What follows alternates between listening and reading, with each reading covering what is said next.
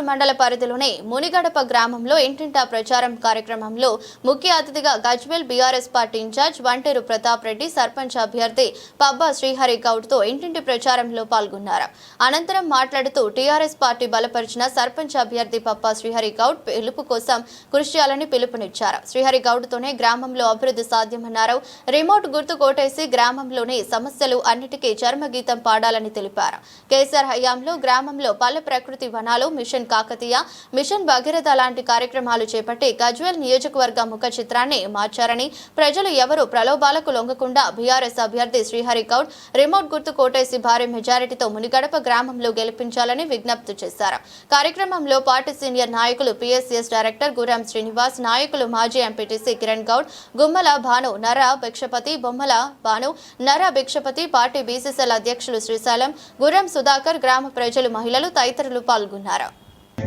ఖండించేస్తా ఉన్నాడు BRS party తరఫున. అరికి ఎందుకు ఓటేయాలంటే మునిగడప ప్రజలు, మునిగడప గ్రామ ప్రజలు, అదేవిధంగా అన్ని గ్రామాల్లో ఉండే ప్రజలకు కూడా నేను విజ్ఞప్తి చేస్తూ ఉన్నా, బీఆర్ఎస్ పార్టీ బలపరిచినటువంటి వ్యక్తికి ఓటేసి గెలిపించాలని. ఎందుకంటే కేసీఆర్ గారు అధికారంలో ఉన్నప్పుడు 10 సంవత్సరాలు అధికారంలో ఉంది కేసీఆర్.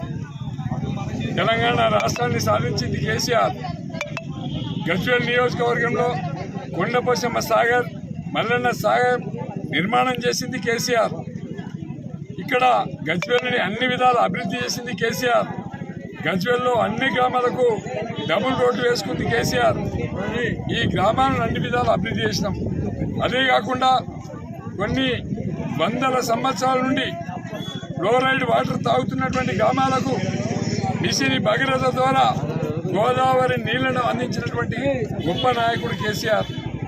అదే కాకుండా బిడ్డ పెళ్లి చేసుకుంటే 1,00,000 రూపాయలు ఇచ్చిండు.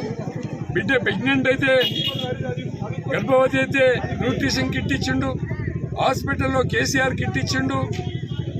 అన్ని గ్రామాలలో వ్యవసాయ రంగానికి పునాదులు వేసిండు. రైతు బంధు ఇచ్చిండు, రైతు బీమా ఇచ్చిండు, 4,000 రూపాయలు పెన్షన్ ఇచ్చిండు, 2,000 పెన్షన్ ఇచ్చిండు. అన్ని వర్గాలను ఆదుకున్నది కేసీఆర్. గ్రామాల యొక్క రూపురేఖలు మారినాయి. ప్రతి గ్రామానికి ట్రాక్టర్ ఇచ్చినాం, ప్రతి గ్రామ పంచాయతీ నిర్మాణం చేసినాం, గ్రేవ్ యార్డ్ కట్టించినాం. అదేవిధంగా పల్లె ప్రకృతి వనాలు తీసుకొచ్చినాం, క్రీడా వనాలు తీసుకొచ్చినాం. అన్ని విధాల గ్రామాల యొక్క రూపురేఖలు మార్చింది కేసీఆర్. ఆలోచించండి, ఎవరికి ఓటేస్తే బాగుంటుంది. బంగారు తెలంగాణ అంటే రైతు బతుకు బంగారం చేసినటువంటి నాయకుడు కేసీఆర్. ఎకరం భూమి ₹1,00,00,000 చేసినటువంటి నాయకుడు, మార్కెట్ యొక్క విలువలు పెంచినటువంటి నాయకుడు కేసీఆర్.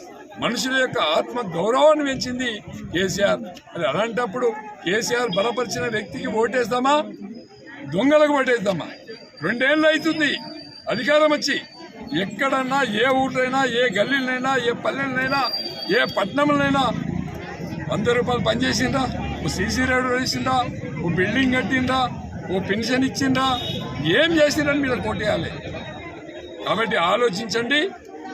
బీఆర్ఎస్ పార్టీ బలపరిచినటువంటి వ్యక్తి మా అరికి ఓటేయాలని చెప్పి విజ్ఞప్తి చేస్తాము.